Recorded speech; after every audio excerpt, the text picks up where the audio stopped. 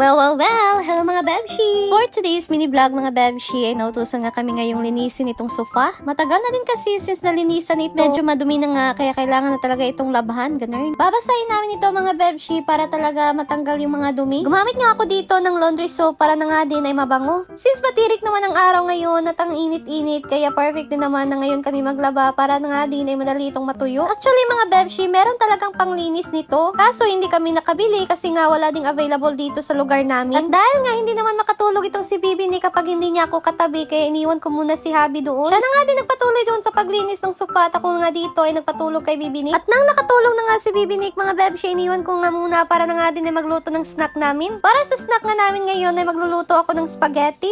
360 grams lang naman ito ng spaghetti mga Bebshi, kaya kasya na ito ngayon para sa aming snack. Nakastock lang kasi ito at hindi namin naluto last year, kaya ngayon ay lulutuin na namin talaga ito. Nagisa nga lang ako dito ng bawang at sibuyas at hindi na kami magsasahog nito ng karne na giniling. Since konting spaghetti lang naman itong lulutuin ko ngayon, kaya hindi na ako gagamit dito ng giniling na karne. At nang nagisa ko na ang bawang at sibuyas, nilagay ko na nga din yung spaghetti sauce. Kahit wala ng giniling mga Bebshi, basta meron ka lang meat sauce ay perfect na. Gumamit nga ako dito ng holiday meat sauce tapos itong pagoda na meat sauce. Very saucy nga talaga ito dahil dalawang meat sauce ang ginamit ko. Sunod naman ay maglagay ako ng counting condensed lang. Hindi ko na niramihan mga Bebshi dahil ayaw ko talaga ng matamis. Hinalo-halo ko lang ito at hayaan munang kumulo at ilagay ko na nga din itong hotdog. Lulutuin ko muna itong sauce na mga ilang minuto mga Bebs. Patuloy ko lang itong hinalo-halo, pagkatapos naman ay nilagay ko ng spaghetti na pasta. Dapat talaga lutuin mo ng maayos yung spaghetti sauce mga Bebshi. Dahil kung madaliin mo lang yung lutuin ng spaghetti sauce ay pwedeng madali lang mapanis ang yung spaghetti.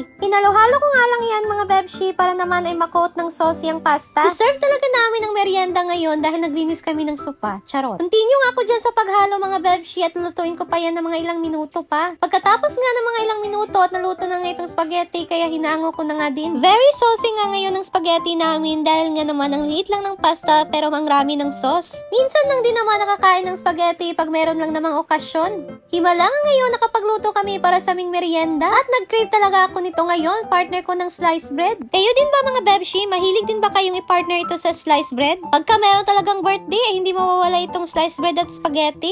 Ayan nga mga Bebshi, nalagay na ako ng cheese para sa toppings niya. Dito na nga din kami sa labas at kakain na nga ako mga Bebs. Maraming salamat mga Bebshi sa panonood and pa-share na din ng videos ko. Comment down below na din kung taga saan kayo para naman malaman ko kung saan naabot ang videos ko. Maraming salamat sa panonood mga Bebshi. See you to my next video. Kain tayo. Bye!